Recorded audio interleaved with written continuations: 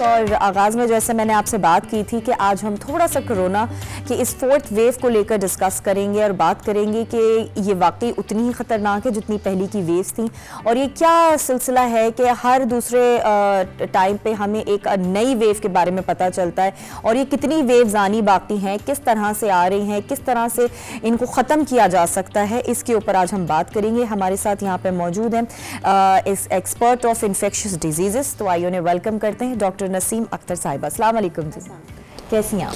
अल्हम्दुलिल्लाह, thank you very much, आपने हमें इनवाइट किया। नहीं जी, it's a pleasure to have you here. और बड़ा इम्पॉर्टेंट टॉपिक है क्योंकि हमें कुछ चीज़ों के बारे में बार बार आगाही देना भी बड़ा ज़रूरी होता है, रिमाइंड करना ज़रूरी होता है कि ये चीज़ एग्जिस्ट करती है। तो सबसे पहले तो जैसे कोरोना के बारे में तो हम बात करेंगे, लेकिन उससे पहले मैं ज़रूर आपसे जानना चाहूँगी कि जो इस वक्त का मॉनसून वेदर है उसमें कुछ इस तरह के इन्फेक्शंस अमूमन देखे जाते हैं कि लोगों में हो जाएं, तो वो कौन कौन से हो सकते हैं? जी, थैंक यू वेरी मच। आपको पता है जब भी बारिशें होती हैं तो अपने साथ कुछ डिजीज़ लेके आती हैं, ख़ासतौर पर ऐसे कंट्रीज़ के अंदर जहाँ पे बहुत अच्छे ड्रेनेज सिस्टम ना हो, हाइजेनिक मेयर्स बहुत अच्छे तरीके से ना ली जाती हों, तो कुछ डिजीज़ जो हैं वो प्रिवेल कर जाती हैं। अब पाकिस्तान के अंदर जब भी देखा गया है तो डायरियल डिजीज़ सबसे ज़्यादा कॉमन रही हैं, ख़ासतौर पर बारिश के बाद जब ओवरफ्लो होता है, पानी का फ्लड्स आते हैं तो डायरिया सबसे ज़्यादा फैलता है। इसके अलावा ये मौसम कुछ इस किस्म का होता है कि इसमें कुछ डिजीज़ हम पिछले चंद सालों में बहुत ज़्यादा देखने को मिलती हैं, लाइक उसमें मलेरिया है, डेंगू फीवर है। इसके अलावा जो टाइफाइड की बीमारी है वो तो पूरा साल हमारे कंट्री में एंडेमिक रहती है। तो चूंकि इसमें भी हाइजीन इन्वॉल्व होती है और इसमें खाने पीने के अशिया से बीमारी फैलती है, तो एक टाइफाइड की बीमारी भी बहुत कॉमन है। इसके अलावा स्किन की बीमारियां हो सकती हैं, आई के इन्फेक्शंस हो सकते हैं जो कि ख़ास तौर पर इस वेदर से रिलेटेड हैं। कुछ और बीमारियां भी हैं जो कि पानी के ज़रिए फैलती हैं, जिसमें हेपेटाइटिस की बीमारियां हैं। हेपेटाइटिस ए और ई बहुत कॉमन है, उसके भी कुछ पेशेंट्स हमें देखने को मिल रहे हैं। और चंद और बीमारियां जिसमें लेप्टोस्पायरोसिस है जो कि पानी से फैलती है, इन्फेक्टेड जहाँ पे पानी मौजूद हो। तो ये भी मानसून के बाद देखने को ज़्यादा मिलती है। और आपकी स्किन और बालों के लिए भी मुज़र हो सकती है ये बारिश, ऐसा कभी सुना है मैंने, तो ये वाकई सच है कि बारिश अगर डायरेक्ट हिट करे आपके बालों पे और आपकी स्किन पे तो वो भी कुछ इन्फेक्शंस क्रिएट कर सकती है? देखिए, पॉसिबिलिटी तो है, पॉसिबिलिटी तो है, लेकिन ये है कि 100% आप नहीं कह सकते कि स्किन की सारी डिजीज़ जो हैं वो बारिश के पानी से होंगी। लेकिन किसी हद तक आप इस तरह से कह सकते हैं कि इस मौसम में चूंकि कंटेमिनेशन हो जाती है पानी के साथ, और इसका ताल्लुक ज़्यादातर हाइजीन के साथ है। जब बारिश ज़्यादा होती है, फ्लड्स होते हैं, और हमारे यहाँ चूँकि ड्रेनेज सिस्टम का प्रॉब्लम है, जैसे मैंने पहले आपको कहा, तो पानी में जब मिक्सिंग होती है, कंटेमिनेशन होती है, तो उसमें बैक्टीरिया या जर्म्स, हवा में आप समझें कि जर्म्स जो हैं वो जी ज़्यादातर वाटर बॉन्ड जो होते हैं, वाटर से रिलेटेड, क्योंकि पानी तो आपकी रूटीन के इस्तेमाल की चीज़ है। आप पीने के लिए भी इस्तेमाल करते हैं और आप इसको डिफरेंट रूटीन के पर्पसेस के लिए भी इस्तेमाल करते हैं, नहाने के लिए भी इस्तेमाल करते हैं, आप अपना मुंह धोते हैं उसके साथ।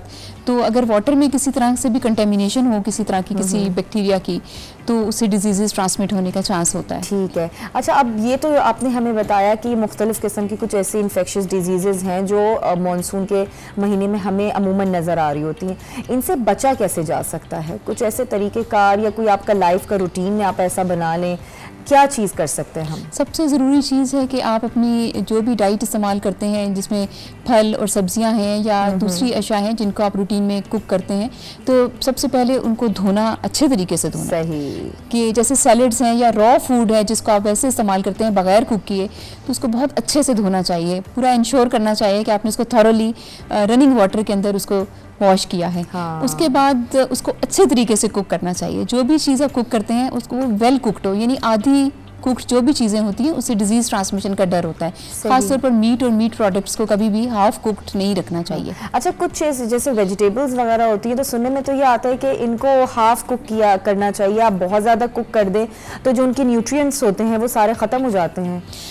देखिए, उस तरह से जो बात है ना वो किसी हद तक दुरुस्त भी है। अच्छा। लेकिन यह है कि बिल्कुल हाफ कुक्ड का ये भी मसला हो सकता है कि उसमें जो जरासीम है वो, लेकिन उसके लिए मेरे ख्याल से ये कि अगर आप अच्छे से उसको वॉश कर लें वो ज़्यादा इम्पोर्टेंट है। तो उसके बाद अगर जब आप कुक करेंगे तो डेफिनेटली बिल्कुल सही, खत्म हो जाएगी। सही। अच्छा, ये तो अभी की सूरत हाल हमने डिस्कस कर ली कि जी अमूमन नॉर्मली इस तरह की वेदर में, लेकिन अब जब से कोरोना आया है तो अभी हम बात भी कर रहे थे कि जो सारी वो इन्फेक्शंस थे वो सारे साइड हो गए। अब ज्यादातर आपको पेशेंट्स जो हैं वो कोरोना के ही सामने नजर आ रहे होते हैं। तो ये जो 4th वेव आई है ये क्या है? इसको ये जो डेल्टा नाम दिया है और सुनने में आई इंडिया की तरफ से आई है, क्या इसके बारे में आप बताएंगी हमें? देखिए, जो वायरसेस हैं उनकी प्रॉपर्टी होती है कि वो अपने आप को चेंज कर सकते हैं।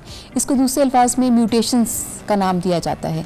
और ये वायरसेस की प्रॉपर्टी है कि वो अपने आप को म्यूटेट करते रहते हैं। जितने भी वायरस हैं, सिर्फ कोविड की बात नहीं है, हर वायरस की ये एक खास कैरेक्टरिस्टिक है। तो कोविड के अंदर म्यूटेशन आना भी कोई अनहोनी बात या अनोखी बात नहीं है। जब तक ये वायरस एग्जिस्ट करेगा इसमें म्यूटेशंस आती रहेंगी, क्योंकि वायरस को अपने आप को सर्वाइव करने के तरीके चाहिए।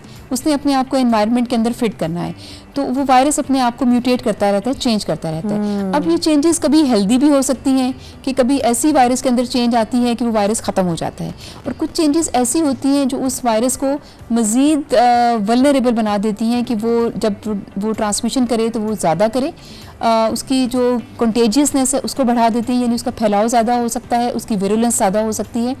तो कोविड वायरस के साथ भी कुछ ऐसा ही हो रहा है कि डिफरेंट वेव्स में आपने नाम सुने, और अब चूँकि हर कंट्री के साथ एक नया वेरिएंट जुड़ा हुआ है तो उसको डिफरेंट नाम दे दिए गए हैं अल्फ़ाबेटिकली।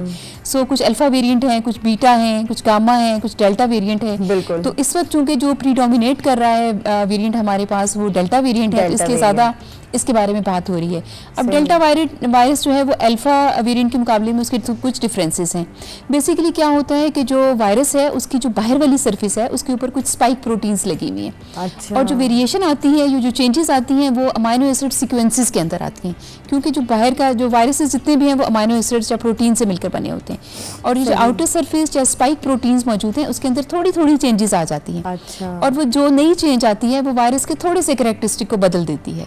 और जब आप उसकी सीक्वेंसिंग करते हैं और उसका एनालिसिस करते हैं तो आपको पता चलता है कि ये एक डिफरेंट वेरिएंट है जिसमें मामूली चेंज होती है पिछले वेरिएंट के मुकाबले में।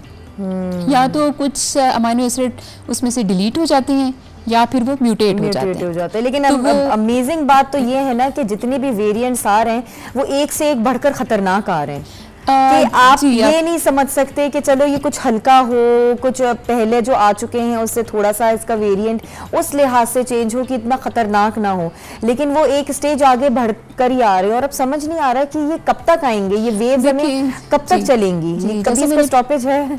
जैसे मैंने आपको कहा कि वेरिएशंस तो आती रहेंगी, लेकिन इस वक्त जो मोस्ट इम्पॉर्टेंट चीज़ है वो वैक्सीनेशन है। जो हमारे पास जितनी भी वैक्सीन्स अवेलेबल हैं वो तमाम की तमाम वैक्सीन्स ऑलमोस्ट सारे वेरिएंट्स को कवर कर रही हैं। अच्छा। ये अलग बात है कि वो उसकी कवरेज किस हद तक है, यानी थोड़े थोड़े डिफरेंसेस तो मौजूद हैं, लेकिन आप यूँ समझ लें कि मैं कहती हूँ कि जो भी वैक्सीन आपके पास अवेलेबल है वो सारे वेरिएंट्स आप वो लगवा लें और वो इन वेरिएंट्स को कवर कर किसी हद तक, बल्कि काफ़ी हद तक कवर करेगी। सो ये कहना कि ये डेल्टा के अगेंस्ट इफेक्टिव नहीं है तो हम ये वैक्सीन नहीं लगवाते, ऐसा नहीं है। क्योंकि देखिए ओवरऑल जो आपका वायरस है वो वही है, उसमें माइन्यूट चेंजेस हैं, और जिन लोगों ने पहले से वैक्सीन कराई होती है, जिनकी फर्स्ट डोज लगी है और ख़ासतौर पर जिनको सेकंड डोज लगी है, उनकी कवरेज बहुत अच्छी है। अच्छा। और दूसरी बात यह है कि जो लोग वैक्सीनेटेड होते हैं, जब उनको ये इन्फेक्शन अगर हो भी जाए, इन इन्फेक्शंस को हम ब्रेक थ्रू इन्फेक्शंस कहते हैं। अच्छा, मतलब आपके वैक्सीन के दौरान भी हल्का फुल्का इन्फेक्शन होने का चांस होता है। अच्छा, मतलब अभी जो ये 4th वेव आई है, अगर फर्ज करें कि दोनों वैक्सीन हमने लगवा ली, दोनों डोजेज हमने ले लिए, उसके बाद हो सकता है हमें?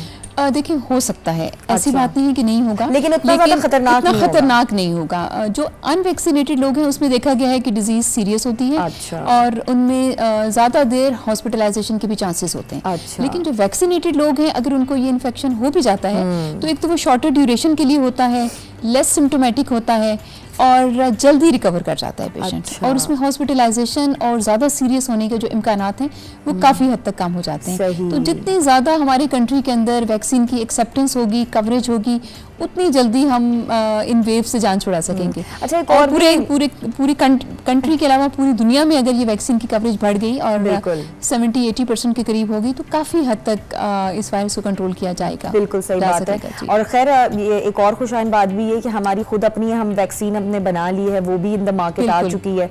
अच्छा, लोगों के ना कॉन्सेप्ट्स भी बड़े मुख्तलिफ किस्म के हैं, शायद वो इधर से उधर सुन रहे हैं या सोशल मीडिया में किसी ने कोई एक पॉइंट डाल दिया तो आप उस पर बिलीव करके बैठ जाते हैं कि जी स्पेसिफिक एक ही वैक्सीन है जो वो हम लगवा सकते हैं, अगर वो अवेलेबल नहीं है तो जी हम नहीं लगवाएंगे। तो ये जो डिफरेंट नाम से वैक्सीन आ रही हैं, ज़ाहिर है कभी कोई चाइना की है, कोई रशिया की है, कोई अमेरिका की है, तो इनका भी कोई फ़र्क पड़ रहा है?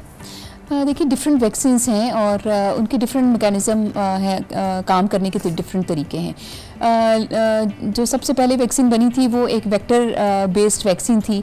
उसके बाद जो डिफरेंट वैक्सीन्स बनी वो मैसेंजर आरएनए बेस्ड थी।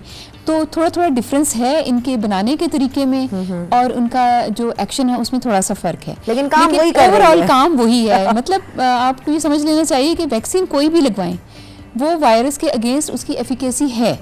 थोड़े थोड़े डिफरेंसेस ज़रूर हैं। आप ये कहना कि वही हम वैक्सीन लगाएंगे जिसकी 90% कवरेज है और वो 90% इफेक्टिव है, तो मेरे ख्याल में ये थोड़ा सा नामुनासिब होगा। जो करंट सर्कमस्टांसिस हैं, आप इसमें देखें बहुत सारे फैक्टर्स हैं। उसमें वैक्सीन की अवेलेबिलिटी भी है और इतनी सारी पॉपुलेशन को आपने कवर भी करना है। और लेकिन आपने ये भी नोट किया होगा कि वक्त के साथ साथ पाकिस्तान के अंदर गवर्नमेंट ने सारी ही वैक्सीन ऑलमोस्ट इंट्रोड्यूस करवाई हैं और फेज़ वाइज उनको इंट्रोड्यूस किया है। सबसे पहले हेल्थ केयर वर्कर्स को प्रायोरिटाइज़ किया गया, उसके बाद फिर हमारे जो एल्डरली पॉपुलेशन थी उनको कवर किया गया और उसके साथ साथ फिर इम्यूनो कॉम्प्रोमाइज लोग या वो लोग जो बहुत ज़्यादा हाई रिस्क पे थे उनको कवर किया गया। तो ये ग्रेजुअली सब लोगों को एक पूरी यूँ समझ लें कि एक प्लानिंग के तहत और पूरा इसके ऊपर बैकग्राउंड है इस पे काम का कि हम ग्रेजुअली किस तरह से हम अपनी पॉपुलेशन को लेकर चलें और किन लोगों को किस वक्त किस वैक्सीन की ज़रूरत है, ये समझना बड़ा ज़रूरी है। आजकल आप देख रहे होंगे कि हर किसी को है कि हम ये वाली वैक्सीन लगा लें और ये वाली ना लगाएं। वही मैं बात आपसे कह रही थी ना, वो फैशन, उसको भी हमने एक फैशन की ट्रेंड की तरह ले लिया है कि जी उन्होंने ये लगवाई है तो हमें भी वही लगवानी चाहिए, अगर वो अवेलेबल नहीं है तो फिर हम अभी वैक्सीन नहीं लगवाते। नहीं, ऐसा बिल्कुल नहीं करना चाहिए। जो वैक्सीन अवेलेबल है उसको हमें लगा लेना चाहिए, उसका अवेल करना चाहिए और अपने आप को जितनी हम प्रोटेक्शन दे सकते हैं हमें उससे फ़ायदा उठाना। खैर हमारी हुकूमत ने बहुत सारे एफर्ट्स किए हैं कि लोगों पे चीज़ों को इम्पोर्टेंस जताने के लिए उन्हीं का तौर तरीका अपना लिया है कि जी किसी को कहा कि जी सैलरी नहीं मिलेगी, सिम्स बंद कर दी जाएंगी। तो अब आपने देखा होगा कि लोग किस तरह से जो है वो एफर्ट उन्होंने फिर की जाके और वो जाके लगवा रहे हैं। और अब सबसे अच्छी बात यह है कि अब तो घर घर जाकर भी वैक्सीन लगवाई जा रही है, तो आपको तो हर तरह की सहूलत मिल रही है। तो मेरे ख्याल से अभी भी हम अवेल ना करें तो हम पागल ही होंगे। ये बहुत नामुनासिब होगा क्योंकि हमें इससे फ़ायदा उठाना चाहिए और मैक्सिमम इसको अवेल करना चाहिए। और बल्कि हमें चाहिए कि हम अपने इर्द गिर्द के लोगों को भी मोटिवेट करें और उनको ये बताएं कि ये वैक्सीन सेफ़ है, इनके कोई साइड इफ़ेक्ट इस तरह के देखने को नहीं मिले। बहुत सारे लोगों ने डेली बेसिस पे बल्कि ये क्वेश्चन अराइज होते हैं कि हमें वैक्सीन लगानी चाहिए नहीं लगानी चाहिए। सो बाय एंड लार्ज मैं ये समझती हूँ कि हमें ये मैसेज देना चाहिए कि ये वैक्सीन बहुत सेफ़ हैं और अगर हमने कोई साइड इफ़ेक्ट्स देखे भी इनके तो बहुत माइनर है। इसमें हेडेक होना, थोड़ा सा बुखार हो जाना, जिस्म में दर्द का होना, वो तो आपको वैसे भी अगर नॉर्मल आप वैक्सीन लगवाने जाएंगे तो वो उसके भी आपको यही कहा जाता है। बिल्कुल बिल्कुल। अच्छा, इसमें एक और चीज़ भी हो सकती है कि जो कोई पहले से बीमार हो या बड़ा एक हाई रिस्क के ऊपर हो, वो भी वैक्सीन लगवाएंगे तो उनके लिए सेफ रहेगा। देखिए इसमें हम यही रिकमेंड करते हैं कि अगर कोई एक्यूट इलनेस हो जिसमें कोई और बीमारी चल रही हो जिसमें आप उससे ज़्यादा मुतासिर हों और हॉस्पिटलाइज हो किसी वजह से या हॉस्पिटलाइज ना भी हो तो उस एक्यूट इन्फेक्शन से पहले गुजर जाना चाहिए, उस बीमारी को ट्रीट कर लेना चाहिए। जब आप एसिम्प्टोमेटिक हो जाएं, ठीक हो जाएं, उसके बाद फिर आप ये वैक्सीन लगा सकते हैं। ठीक है। और प्रेग्नेंट लेडीज़ के लिए क्या सूरत हाल है? बिल्कुल, प्रेग्नेंट लेडीज़ में आप लगा सकते हैं वैक्सीनेशन क्योंकि हमें उनकी प्रोटेक्शन ज़्यादा रिक्वायर्ड है। क्योंकि आपकी लाइफ अगर रिस्क पे हो और उसमें आप ये वे कर रहे होते हैं कि बेनिफिट किस चीज़ का ज़्यादा है, वैक्सीनेट करने में फ़ायदा ज़्यादा है या नॉन वैक्सीनेट करके आपको फ़ायदा है। तो हमेशा रिस्क एंड बेनिफिट को देखा जाता है और उसको वे किया जाता है। तो हम जितनी भी वैक्सीन, हमने सबसे ज़्यादा कवरेज जो है वो साइनोफार्म वैक्सीन के साथ अपने कंट्री में की है। बिल्कुल सेफ वैक्सीन है, हमने प्रेग्नेंट लेडीज़ को बिल्कुल लगाई है, इवन ब्रेस्ट फीडिंग के दौरान भी लगाई गई है। अच्छा। तो इसके कोई ऐसे साइड इफ़ेक्ट्स नहीं है, बड़े आराम से उसको लगा सकते हैं और हम दूसरों को भी एक पैगाम दे सकते हैं कि इसमें कोई सेफ्टी के इश्यूज नहीं है। सही है। तो मतलब वही वाली चीज़ है ना कि आप एक जहनी तौर के ऊपर बड़े रिलैक्स होकर जाकर हर लिहाज से वैक्सीन लगवा सकते हैं, आप किसी भी क्राइटेरिया और अपने डॉक्टर से मशवरा कर सकते हैं। जब भी आपको कोई डाउट्स हो किसी भी चीज़ में तो आप उस पर्टिकुलर वैक्सीन के बारे में ज़रूर डॉक्टर से रब्ता करें। आपके लिए हमेशा ये सर्विसेज मौजूद हैं और इवन वैक्सीनेशन सेंटर के अंदर भी जो लोग मौजूद हैं वो गाइड कर सकते हैं कि आपके लिए कौन सी वैक्सीन किस वक्त मुनासिब है। सही है। अच्छा, शुरू के अंदर एक और बात आई थी कि जैसे आपने बताया था कि वेरिएंट चेंज हो रहे थे तो उसमें अलग अलग बातें थी कि जी पहले बड़े बूढ़ों को भी बड़ा एक खदशा था कि उनको ज़्यादा हो सकता है, फिर बच्चों के ऊपर भी बात आई थी, लेकिन अभी तक बच्चों के लिए वैक्सीन का कोई अभी वो नहीं आया कि जी इस एज लिमिट तक आप बच्चों को भी लगवा सकते हैं, तो वो अभी इस खतरे से बाहर है अगर ये फोर्थ वेव भी अगर देखी जाए तो? देखिए जनरली जो जनरल डेटा है उसमें बच्चे मुतासिर तो ज़रूर हुए, लेकिन ज़्यादातर ये देखा गया है कि बड़े ज़्यादा मुतासिर हुए हैं। एट रिस्क जो ग्रुप है वो पॉपुलेशन है वो जो है वो एल्डरली पॉपुलेशन है। अच्छा। जिसमें एडोलेसेंट्स हैं और अडल्ट एज है, लेकिन बच्चों में ये बीमारी ऑल तो देखी तो गई है लेकिन शायद उतना नंबर नहीं है जितना अडल्ट्स में है। अच्छा। सो अभी इसके ऊपर हमारे पास फुल डेटा अवेलेबल नहीं है, इसके ऊपर काम हो रहा है और जैसे जैसे हमारे पास इसके रिजल्ट्स आते जाएंगे और इसके ऊपर मजीद रिसर्च होगी तो हो सकता है कि आने वाले दिनों में वैक्सीन बच्चों के लिए भी अवेलेबल हो, लेकिन फिलहाल बच्चों के अभी जो बच्चे ग्रुप है सेफ है मेरे उसमें ख्याल से। सेफ तो हम नहीं कह सकते कि 100% सेफ्टी है क्योंकि वायरस बच्चों को भी मुतासिर कर रहा है। अच्छा। और पाकिस्तान से भी बच्चे रिपोर्ट हुए हैं जो कि इससे मुतासिर हुए हैं। सही। लेकिन वैक्सीन के बारे में जो डेटा है वो अभी आने वाले दिनों में ज़्यादा बेहतर हमें रिसर्च बताएगी कि बच्चों के लिए कौन सी वैक्सीन सेफ रहेगी और उनके लिए कितनी डोजेज होंगी और किस एज ग्रुप तक हमें लगानी चाहिए। ठीक है।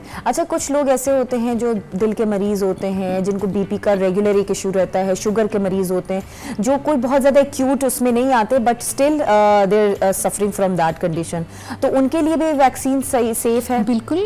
जितने भी पेशेंट्स हैं वो उनको डिफरेंट डिजीज़ हैं। ऑब्वियसली हमारी पॉपुलेशन में हर तरह की डिजीज़ पाई जाती है। डायबिटीज़ बड़ी कॉमन बीमारी है, ब्लड प्रेशर के मरीज़ हैं, हार्ट के पेशेंट्स हैं, लेकिन जितने भी पेशेंट्स हैं और वो स्टेबल डिजीज़ के साथ हैं, यानी आप यूँ समझ लें कि अगर किसी को लिवर डिजीज़ है और वो स्टेबल है, जिसमें एक्यूट लिवर फेलियर नहीं है, एक्यूट हेपेटाइटिस नहीं है, इसी तरह से बाकी बीमारियां भी अगर वो एक्यूट फेज़ में नहीं है इस वक्त, तो तमाम पेशेंट जो हैं वो वैक्सीन लगवा सकते हैं। सही। अच्छा, एक और चीज़ मुझे बताइएगा कि अक्सर लोगों का होता है कि जी वो वल्नरेबल नहीं होते किसी भी वैक्सीन से, उनको एलर्जीज हो जाती हैं, वो एक डिफरेंट उनको बैड वे में रिएक्ट करती है, तो इन वैक्सीन्स के अंदर कोई ऐसे वेरिएंट्स तो मौजूद नहीं है कि जिनकी बॉडी सेंसिटिव हो, जिनका सिस्टम सेंसिटिव हो, उनको पहले ज़रा टेस्ट कर लिए जाए या उनको वैक्सीन लगवाने से पहले 50 दफ़ा जो है ना वो देखा जाए, सोचा जाए कि हाँ भाई लगानी है कि नहीं? बिल्कुल आपकी बात दुरुस्त है। जितनी भी वैक्सीन हैं हर वैक्सीन के साथ कोई ना कोई एलर्जिक मैनिफेस्टेशन होने का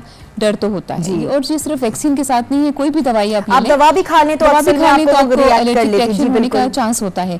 सो जिन पेशेंट्स में ये हिस्ट्री मौजूद होती है उनसे हिस्ट्री ली जाती है और उनसे पूछा जाता है कि आपको कोई ऐसी मैनिफेस्टेशन प्रीवियसली किसी ड्रग से या किसी वैक्सीन से तो नहीं हुई, तो उस हिस्ट्री के बाद फिर ये डिसाइड किया जाता है कि आया इस पेशेंट को वैक्सीन, इस इंडिविजुअल को वैक्सीन लगनी चाहिए या नहीं। और फिर दूसरी बात है कि फुल प्रिकॉशंस ली जाती हैं। हमारे जो स्टाफ वैक्सीनेशन सेंटर के अंदर मौजूद है उनको ट्रेन किया जाता है कि अगर खुदा न खासा किसी को कोई एलर्जिक मैनिफेस्टेशन आ जाती है तो उनको किस तरह से मैनेज करना है। सो ये डिसाइड करना जो है वो वहाँ के स्टाफ का काम है, और डॉक्टर्स आपको इस सूरत में गाइड कर सकते हैं कि कौन सा पेशेंट जो है वो ज़्यादा वल्नरेबल होगा और कौन सा नहीं होगा। सो हिस्ट्री बड़ी इंपॉर्टेंट है और प्रिकॉशंस, सेफ्टी मेजर्स जो सेंटर के ऊपर मौजूद हैं वो बहुत लाजमी है। सही। अच्छा, अब जितनी भी अभी तक ये जो 4 वेव्स आई हैं, आप लोगों ने थोड़ा सा अंदाज़ा लगाया कि एक वेव कितनी हद तक रुकी है और उसके बाद सेकंड वेव आई है, तो अब उससे अंदाज़ा लगाया जा सकता है कि अब ये 4th वेव कितना अरसा रहेगी एंड देन फिर उम्मीद की जा सकती है कि ये ख़त्म हो जाए, या फिर आपको डर होगा कि जी अब कोई अगली वेव आएगी?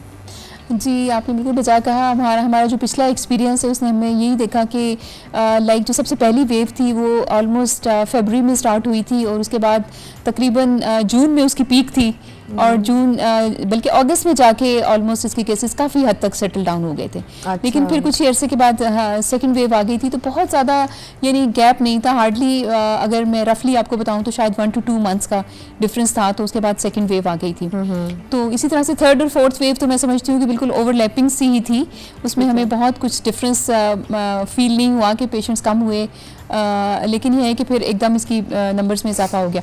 सो कुछ आप क्लियरली नहीं बता सकते कि एक वेव के बाद दूसरी वेव में कितना गैप है, थोड़ा सा मुश्किल है इसको बताना, क्योंकि ये डिपेंड करता है कि उस वक्त आपके कंट्री के अंदर मूवमेंट कितनी है, इसके अलावा वैक्सीन की कवरेज कैसी है, लोगों में इन्फेक्शन प्रिवेंशन और कंट्रोल की कितनी अवेयरनेस है और वो कितना इसको फॉलो कर रहे हैं, और कुछ थोड़ी सी वेदर के साथ मैं थोड़ा सा लिंक भी करूँगी इसको कि ऑल्दो एज सच कोई इसका टेम्परेचर से ताल्लुक नहीं है वायरस की जैसे पहले कह रहे थे कि धूप होगी, वो गर्मी होगी, जी, तो ये खत्म हो जाएगा। लेकिन मैं किसी हद तक इसको इस तरह से लिंक करती हूँ कि हमारे कंट्री के जो रहन सहन है, जिस तरह से हम लोग रहते हैं, ये इसका ऑब्वियसली एक हमारा कल्चर है, हम किस तरह से रहते हैं, और हमारी सोशियो इकोनॉमिक स्टेटस इस तरह का है कि सर्दियों में चूँकि सर्दी होती है और हमारे घर छोटे हैं और उसमें नंबर ऑफ जो इनहेबिटेंट्स है वो ज़्यादा होते हैं, तो एक कमरे में अगर 4-5 लोग रह रहे हैं तो यकीनन सर्दी में वो जो क्लोजनेस है और एक ही कमरे के अंदर चूँकि इन्फेक्शन प्रिवेंशन के मेजर उस तरह से नहीं लिए जा सकते, तो सर्दी के मौसम में थोड़ा सा मुझे लगता है कि फैलाव ज़्यादा हो जाता है हमारे यहाँ गर्मी के मौसम के मुकाबले में, क्योंकि मैंने आपको बताया ना कि डिस्टेंस कम हो जाता है, डिस्टेंस कम हो जाता है, एक और अवेलेबिलिटी नहीं है, स्पेस नहीं है,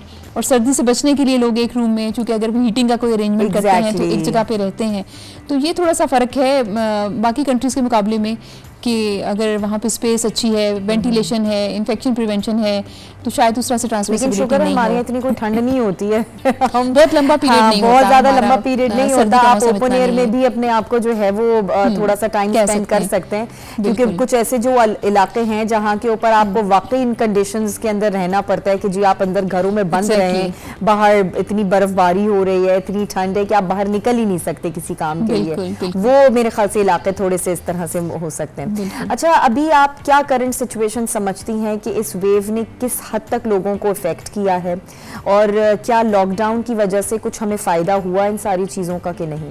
देखिए, लॉकडाउन का तो हमेशा ही फ़ायदा होता है। अब ऑब्वियसली लॉकडाउन के फ़वाइद भी हैं, नुकसानात भी हैं, मुल्क की इकॉनमी और ये सारी चीज़ें भी यकीनन डिपेंड करती हैं कि किस तरह से हमारे यहाँ काम चल रहा है। तो लॉकडाउन की पॉलिसी पे हमेशा डिफरेंट ऑब्जेक्शंस और एतराज़ात आते रहे हैं, और डेफिनेटली जैसे मैंने कहा कि इकॉनमी मैटर करती है, तो इसकी वजह से ज़्यादा चले हम लॉकडाउन की अगर बात ना भी करें तो जो लोगों की एक एक्सेप्टेंस है वैक्सीन के हवाले से या एसओपीज़ को फॉलो करने के हवाले से, उसको इन्हांस करने की ज़रूरत है। अच्छा, इसमें कुछ हद तक हम कामयाब भी हुए हैं, हमारे लोगों में थोड़ी अवेयरनेस भी आई है, और कुछ हुकूमत ने इस तरह के मेजर्स लिए हैं कि जैसे उन्होंने इसको मैंडेटरी कर दिया है कि अगर आपने स्कूल ज्वाइन करना है या आप टीचर हैं तो आपने बच्चों को पढ़ाने के लिए जाना है या ऑफिस को ज्वाइन करना है तो आपने वैक्सीनेशन का सर्टिफिकेट प्रोड्यूस करना है। सही। तो ये बहुत अच्छा कदम था, और इससे काफ़ी हद तक लोग इसकी तरफ मोटिवेट भी हुए। जो लोग नहीं भी मोटिवेटेड थे तो उन्होंने भी ये कोशिश की कि ये होना चाहिए। सही। तो मेरा ख्याल है कि इस तरह के छोटे छोटे स्टेप से फ़ायदा होगा। तो अभी जो करंट सिचुएशन चल रही है उसमें आपके पास जो कोरोना पेशेंट्स आते हैं, क्या रेशियो है? जो मैक्सिमम पेशेंट्स हमारे पास आ रहे हैं वो अनवैक्सीनेटेड हैं। अच्छा। और बहुत कम लोग हैं जिनको वैक्सीन के बाद ब्रेक थ्रू इन्फेक्शन हुआ है। सो मेजॉरिटी केसेस ऐसे ही हैं। तो इस वजह से ये बड़ा ज़रूरी है सबको बताना कि वैक्सीन को जरूर लगवाएं। मेरे ख्याल से अब तो वो करना चाहिए, आपके पास कोई भी पेशेंट आए ना, अगर आपको पता है नहीं इसने वैक्सीन कर, उसको पकड़ के वहीं लगवा दे जबरदस्ती। मेरा ख्याल है हॉस्पिटल में एंट्रेंस के ऊपर भी ये क्वेश्चन करना चाहिए कि आप वैक्सीनेटेड हैं या नहीं। यही एक आखिरी हल है लगानी चाहिए कि हर जगह पे पाबंदी हो, आप कहीं आने जाने, इवन सुपरमार्केट में जाने से पहले भी आपका चेक हो कि भाई चेक करके दिखाएं कि वैक्सीन आपने लगाई है, तभी मेरे ख्याल से लोग जो नहीं लगवा रहे वो लगवाएंगे। Well, thank you so much doctor Nasima, बहुत अच्छी एक डिस्कशन रहा, और जिस तरह से आपने हमें गाइड किया, चीज़ों को बताया, तो हमें जहन में यही बात रखनी चाहिए कि it's a very harmful disease. चाहे कितनी भी वेव्स आ जाएं, हम जब तक अपने एसओपीज़ फॉलो नहीं करेंगे और वैक्सीनेशन के ऊपर ज़्यादा जोर नहीं देंगे, हम इस वबा से जान नहीं छुड़ा सकते। बिल्कुल। Thank you so much doctor Naseem.